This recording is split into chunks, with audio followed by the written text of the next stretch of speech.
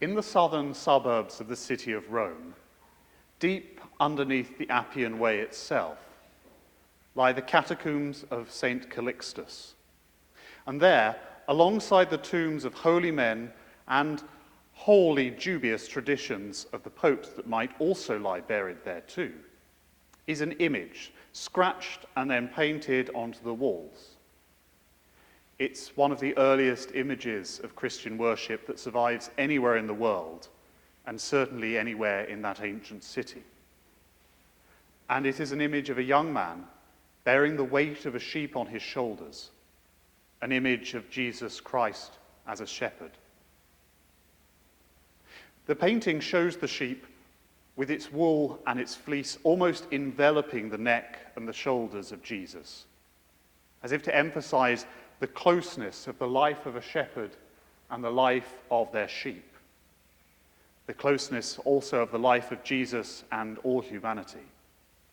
As close as Clement of Alexandria wrote, as clothing is to the skin, and with the immediate intimacy of contact and of protection too. By a very fortunate coincidence, this morning's readings, which mention shepherds so strongly, occur just after our book club has met to read The Shepherd's Life, A Tale of the Lake District by James Rebanks. And I want to use this opportunity to put in a plug for the book club, which every month over the last year or so has been reading a different, enjoyable, light but meaningful book chosen by members. James Rebanks' book talks about the hardness of life on the farm in the Eden Valley in the Lake District. And we had a wonderful time last week at the book club discussing the differences to our own lives and thinking about ecology and the connectedness of all creation, which he describes so beautifully on his own farm.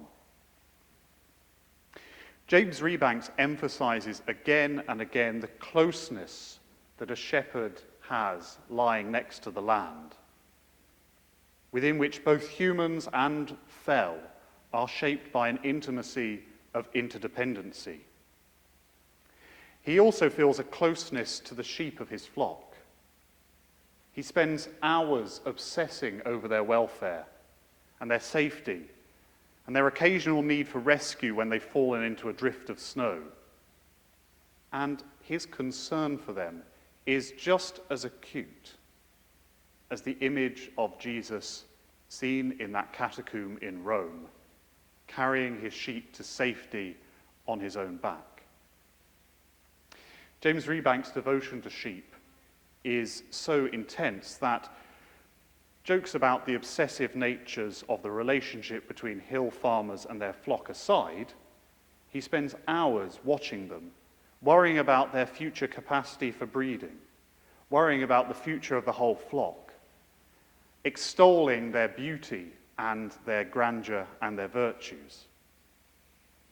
This is an obsessive closeness born of a willingness that he has to endure great hardships and pain in their care.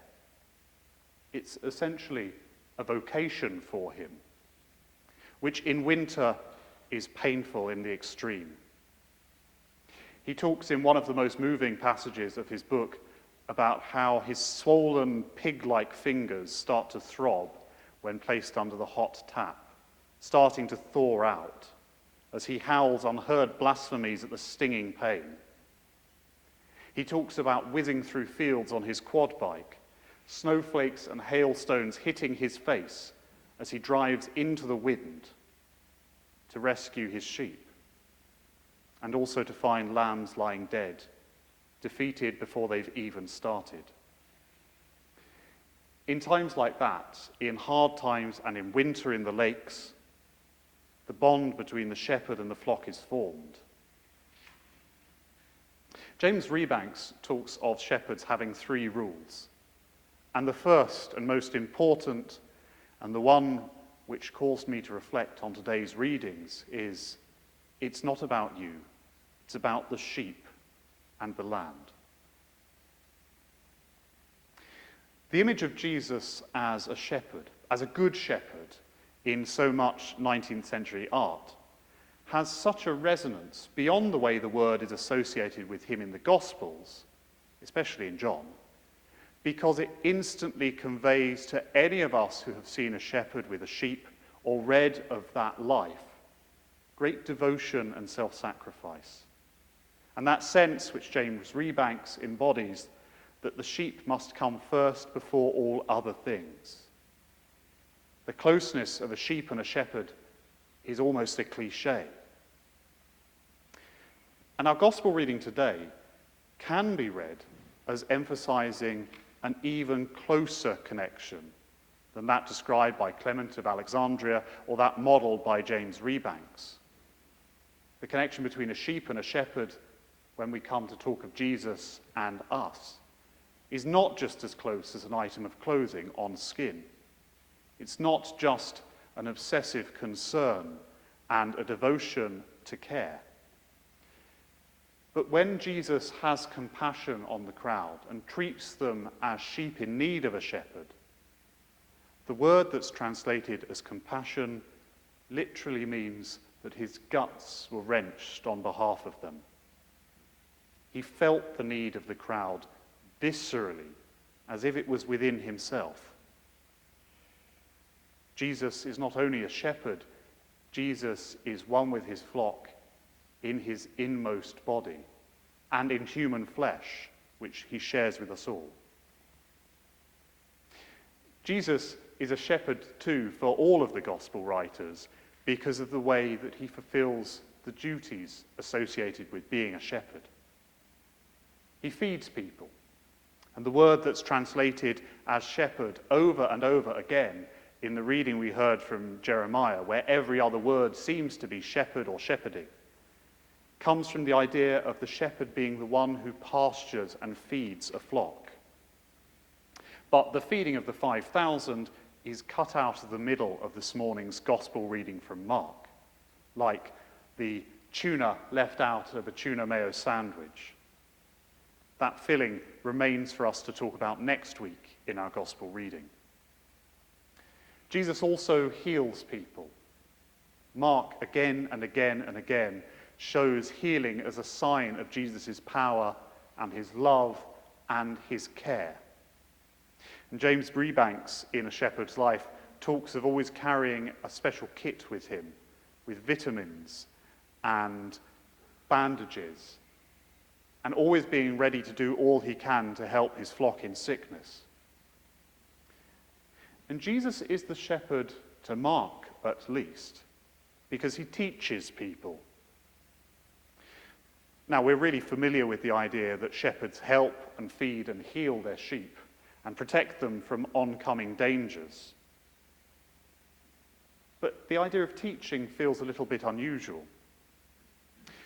One of the things I learned from reading James Rebanks' book was how canny sheep are, and how a hill shepherd in particular helps his own sheep to learn how to survive, to learn the lay of the land, to cope with winter, and to become hefted, acclimatized, localized to the place in which they live.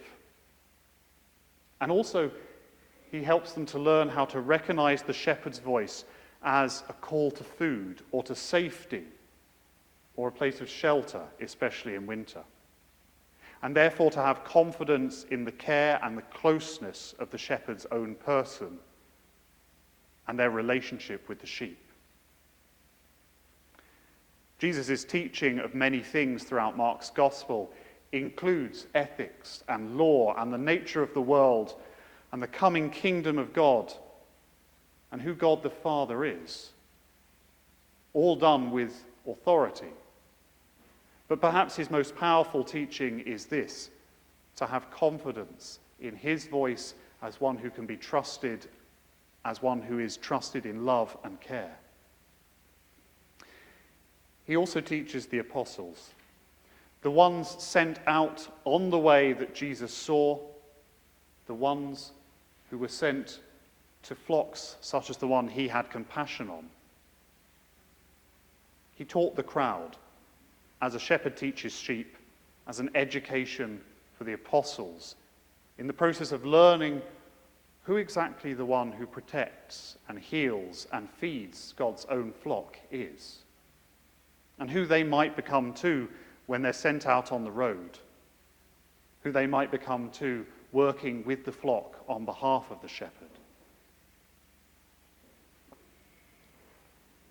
Mark shows the apostles as gaining a sort of lived experience, an apprenticeship in the life of a shepherd from their time with Jesus, an education of what it means to be called by the Lord who is our righteousness,